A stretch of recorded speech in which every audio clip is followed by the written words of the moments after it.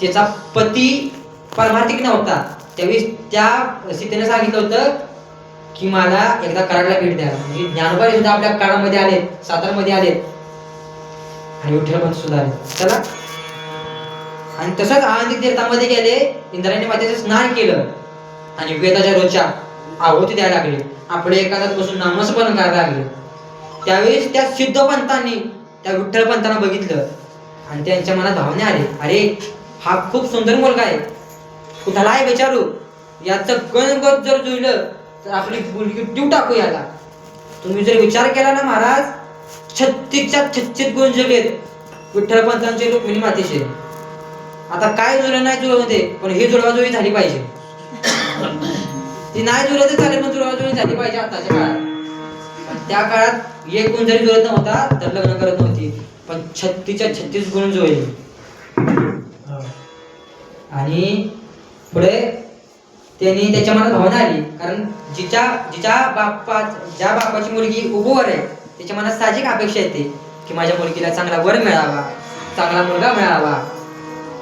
आणि त्यांनी विठ्ठलपंतांना म्हणले, कुठल्या गावची तुम्ही? त्यांनी तुमची सगळी माहिती सांगितली. आणि 3-4 दिवस विठ्ठलपंतांचा आळंदीमध्ये मुक्काम होता. 2 प्रमाणे सांगतो आणि त्यात पुढे सांगतो, भक्ती आणि ज्ञान वैराग्यावरी वस्ती उभी तुझ्यागी. त्यावेळी थोडस पुढे गेलो मी आणि त्या विठ्ठलपंताला सांगितलं, आमच्या घरापर्यंत चला. घरापर्यंत येऊन रुक्मिणीला दाखवलं आणि तिथेच दोघांची ओळख झाली. पुढे 3-4 दिवस मुक्काम होता विठ्ठलपंतांचा आळंदी. आणि त्या 3-4 दिवसामध्ये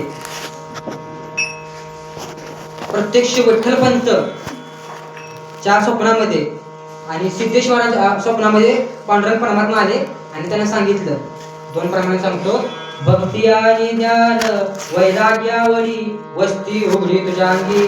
अरे विठ्ठला, तुझ्या अंगात विवेक आहे, वैराग्य आहे, आणि विवेक वैराग्य जिथे एकत्र येतं तिथे सत्प्रजा उत्पन्न होते. तुला माझी आज्ञा आहे, मूर्तिमंत चारी जन्म हिच्या उदरी, म्हणून स्वीकारी आज्ञा माझी, त्या रुक्मिणी बरोबर विवाह कर. पुढे खूप प्रसंग घडले. आता वेदामध्ये सुद्धा सांगितलंय, कन्या वरते रूपम माता वित्तम पिता स्वतः बांधवा क्लमिष्यंती मिष्टान येते जना. मुलीला काय वाटतं? मुलीला असं वाटतं मुलगा दिसायला सुंदर असला पाहिजे. शुद्ध मराठीत सांगायचं झालं तर तो हँडसम असला पाहिजे. कन्या वरते रूपम माता वित्तम, आईला असं वाटतं तो श्रीमंत असावा. पिता स्वतः, बापाला असं वाटतं तो बेअक्कल नसावा. नाहीतर प्रॉपर्टी खूप, पण तेवढी मात्र अक्कल नाही. काय करते त्या पोराला? सध्या जगतामध्ये तुमच्याकडे ज्ञान कमी असलं तरी आपलं पैसा कमी असला तरी चालेल, पण तुमच्याकडे ज्ञान कौशल्य असलं पाहिजे. तुमच्या ज्ञान कौशल्यावर तुम्ही कोणत्याही संकटावर मात करू शकता. नुसता पैसा माणसाला वाचवत नाही. काय माणसाकडे ज्ञान आहे महाराज, पण ते आज्ञा लपवण्यापुरतं, पण त्याचाही त्यांना अहंकार आहे. एका माणसाला सहज विचारलं, तुमचं इंग्लिश कसं काय? म्हणलं आपलं तयार आहे. म्हणलं ते पुढे रमेश बाबू आहेत, त्यांना बोलवा बरं. त्याने आवाज दिला, रमेश कम हिअर. रमेश जवळ आला. मी म्हटलं राव तुमचं इंग्लिश तयार आहे. तो अजून फुगला. म्हटलं आता बोलवलेल्या रमेशला तिकडून तिकडे पाठवा. त्याला बोलवायचं माहित होतं, पण पाठवायचं माहित नव्हतं. पण बाल जरा हुशार होता, बहुतेक बोलण्यात झाला असावा. तर रमेश जिथं उभा होता तो बादल तिथे गेला आणि तिथून रमेशला हाक मारतो, रमेश कमी. आता हे ज्ञानच आहे, पण हे आज्ञा कोणाचं? हे उदाहरणाचं ज्ञान आहे का? जगामध्ये 2 प्रकारची माणसं आहेत, एक रत्न पारखी आणि दुसरी गाजर पारखी. त्या दुसऱ्यात आपल्याला घाला. आपल्याला असं वाटतं आपल्याला सगळं कळतं, तसं आपल्याला काय कळत? काहीच कळत नाही. नाहीच कळत मला आपल्याला काय. अहो या जगात आपलं कौतुक चाललंय का चेष्टा चालली आपल्याला कळत नाही. प्राध्यापक आत्रेंचं ज्यांनी लिखाण वाचलं ऐकलंय, त्यांच्याकडे खूप कौशल होतं महाराज. त्यांच्या कॉलेज एखादं गाडून गेलं, ऐका फायजीचा महाराज आता फायजीमध्ये त्यांच्या कॉलेज गाडून गेलं. ते नगरपालिकेत सांगाय गेले, अहो आमचा नगरसेवक लक्ष देत नाही. तुम्ही कर्मचारी म्हणून लक्ष द्या जरा. ती गाडव मेलं, त्याचा वास सुटला, घेऊन जावा तेवढं. तो कर्मचारी हुशार होता. तो म्हटला तुम्हीच जर घाण काढणार आहे, टाका ना तेवढी काढून. नात्रेश्वर हुशार होते. ते म्हटले मी तर काढणारच आहे, पण भाव बंद केल्यानंतर सांगायची पद्धत आहे.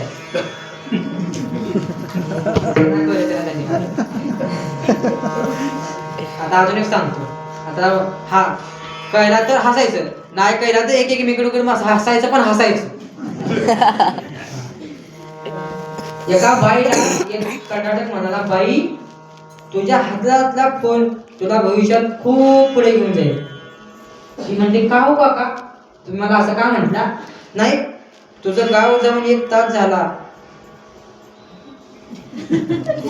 म्हणून आपलं ज्ञान आपल्याला कळावं, हे जरी कळलं तरी मोठे काम आहे. विठ्ठल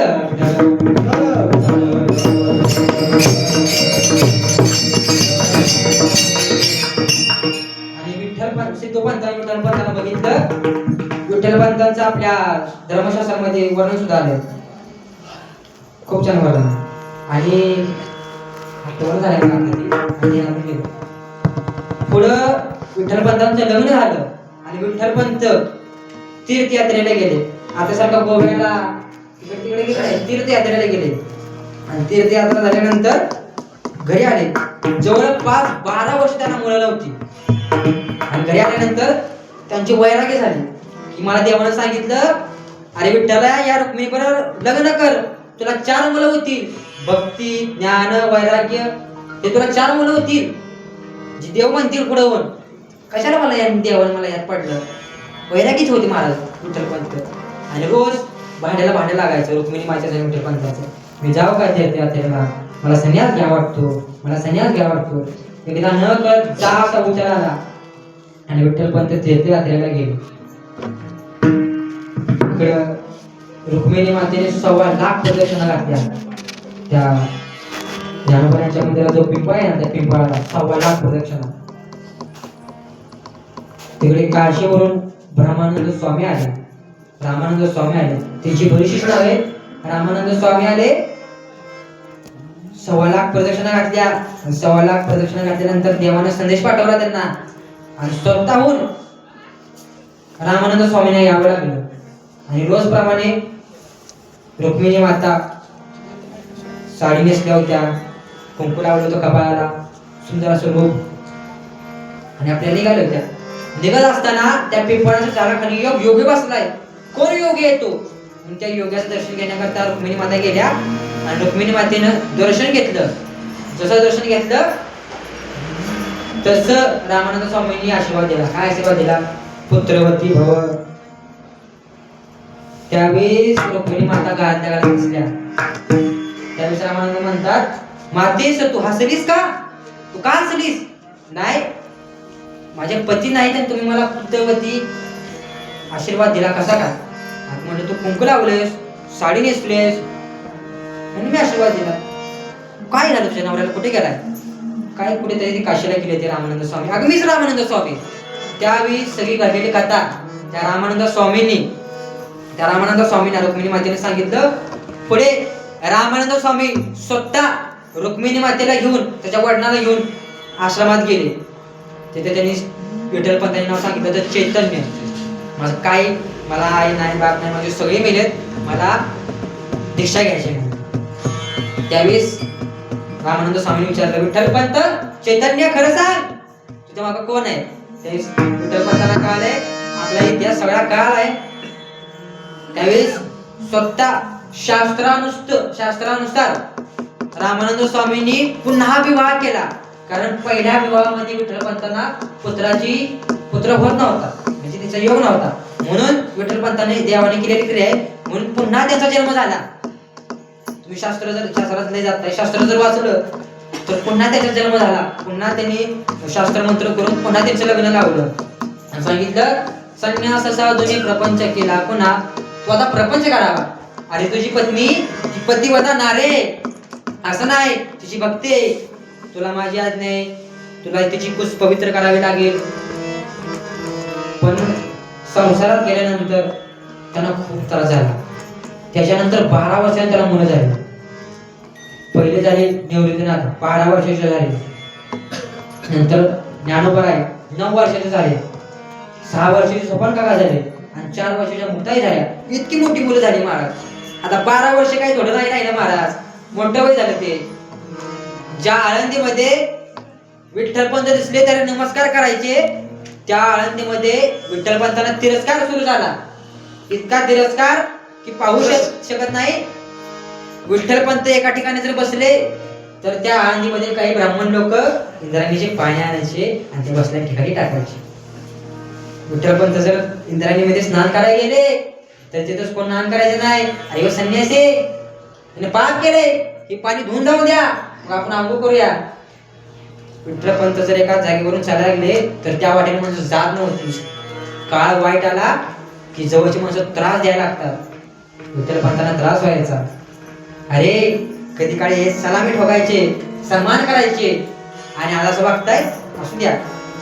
पण विठ्ठलपंतांना भक्ती खूप होती, निष्ठा होती परमात्म्याबद्दल, प्रचंड विश्वास होता. काळ कसाही असू द्या, पण आपण मात्र उद्विग्न व्हायचं नाही. समाजाने दिलेली ती वागणूक पाहून रुक्मिणी मातेला त्रास सहन होत नव्हता महाराज. पतिव्रता नारी काहीही सहन करू शकते, पण आपल्या पतीचा अपमान सहन करू शकत नाही. आणि जी पत्नी आपल्या पतीचा अपमान सहन करते तिला त्या मालकाचं मालकत्व घेण्याचा कुठलाही नैतिक अधिकार नाही महाराज. पत्नीने आपल्या मालकाच्या आजारात, अपमानात, अडचणीत सोबत असलं पाहिजे. आजारात, अडचणीत, अपमानात जे सोबत असते ती खरी प्रतिव्रता. रुक्मिणी माता सोबत होत्या. एक दिवशी नका वाजू बाबा, एक दिवशी विठ्ठलपंत घरी आले आणि विठ्ठलपंत घरी आल्यानंतर रुक्मिणी माता म्हणतात, मालक मोठा झाला का निवृत्ती, 12 वर्षाचा झाला, मुलं मोठी झाली, कळतं सगळं त्यांना आता. मला असं वाटतं संन्यास साधून, प्रपंच साधून आपण जर काही गुन्हा केला असेल तर काय त्याच्याकडे खडा निवाळा करा, गुन्हा तर गुन्हा, आपण शिक्षा बघू. पण असं वेळोवेळी त्रास देणं, आपल्या मुलांसमोर काहीतरी बोलणं, हे बघा आपलं आयुष्य तर संपलं आता, पण आपल्या मुलांचं अजून भविष्य बाकी आहे. तुम्ही जा आणि त्या ब्राह्मण देवतांना पदर पसरून विचारा, माझी काय चुके, मला न्याय द्या. शिक्षा बघायची. हो मालक, चाल ढकल करू नका, निवृत्तीराजा मोठा झाला आता, मुलं मोठी झाली, तुम्हाला माझी शपथ आहे, उद्या तुम्ही जा. रात्रभर मालक मालकी झोपली नाही. ब्रह्ममुहूर्तावर विठ्ठलपंत उठले, इंद्रायणी मातेच्या स्नानाला गेले, इंद्रायणी मातेचं स्नान केलं, स्नान करून वर आले. तसेच त्र्यंबकपंत, गंगाधरपंत सगळ्या ब्राह्मण देवताच्या घरात घ्यायला लागले. सगळ्यांना सांगायला लागले, देवा तुम्ही ब्रह्मसभा घ्या इंद्रायणीच्या तटाकावर, आम्हाला बोलवा, आम्ही येतो, विलंब लावू नका, आज ब्रह्मसभा घ्या. पण मला तर हा त्रास सहन होत नाही, तुम्ही माझ्या मुलांना सामावून घ्या, त्यांना आपलं म्हणा, ती काही पोरकी नाही.